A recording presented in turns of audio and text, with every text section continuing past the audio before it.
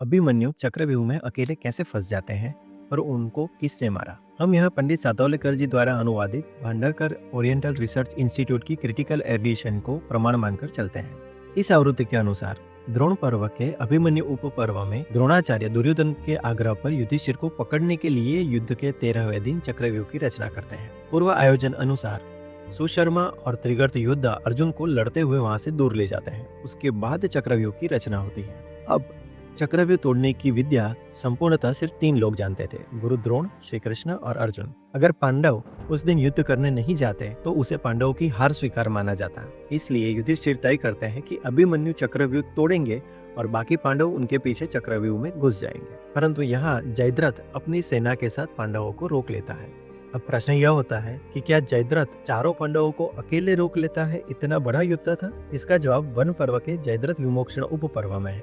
जब पांडव युद्ध क्रीड़ा में हार कर वनवास में काम्यक वन में रहने जाते हैं, तब जयद्रथ वहां आता है और द्रौपदी का हरण करके ले जाता है। जब पांडवों को यह पता चलता है तो भीम और अर्जुन उसे रोक कर युद्ध करते हैं। जयद्रथ को हराकर द्रौपदी को छुड़ाने के उपरांत भीम की इच्छा होती है कि जयद्रथ को मार दिया जाए, परंतु युधिष्ठिर कहते हैं कि वह हमारी बहन दुशीला का पति होने के कारण हमारा बहनोई है, इसलिए उसको मारना उचित नहीं है। इसलिए सिर्फ उसका सिर मुंडवाकर 5 चोटियां रखकर अपमानित कर उसे छोड़ दिया जाता है। जयद्रथ वहां से सीधा तपश्चर्या करने चला जाता है और शिवजी को प्रसन्न करके वरदान मांगता है कि वह पांडवों को हरा सके।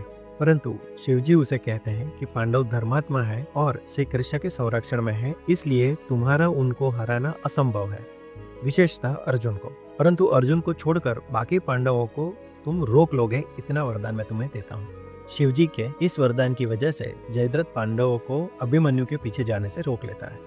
चक्रव्यूह में अकेले होने के बावजूद अभिमन्यु दुर्योधन के पुत्र लक्ष्मण, कौशलराज, बृहदबल, शत्रुंजय, चंद्रकेतु, महामेघ, सुवर्चा, सूर्यभास जैसे अनेकों योद्धाओं और उनकी सेनाओं को समाप्त कर देते हैं। द्रोणाचार्य कहते हैं कि जब तक अभिमन्यु के हाथ में धनुष्य है तब तक इंद्र भी उसे हरा नहीं सकेगा।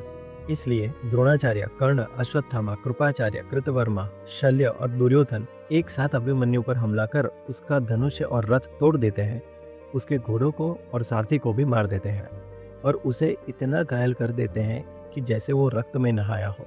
फिर भी अभिमन्यु तलवार और ढाल लेकर युद्ध में उतरते हैं। तलवार और ढाल टूटने पर वह रथ का पहिया लेकर लड़ने लगते हैं। अत्यंत घायल और थके हुए अभिमन्यु से दुशासन का पुत्र युद्ध करने आता है और एक भीषण टक्कर में जब दोनों गिर जाते हैं तब अभिमन्यु उठकर हथियार उठाए उससे पहले ही दुशासन का पुत्र अभिमन्यु के सर पर गदा प्रहार करके उनके प्राण हर लेता है। इस तरह अधर्म से अनेकों योद्धाओं द्वारा एक साथ किए गए हमले से अत्यंत घायल चंद्रपुत्र वर्चस के अवतार अभिमन्यु वीर गति को प्राप्त होते हैं।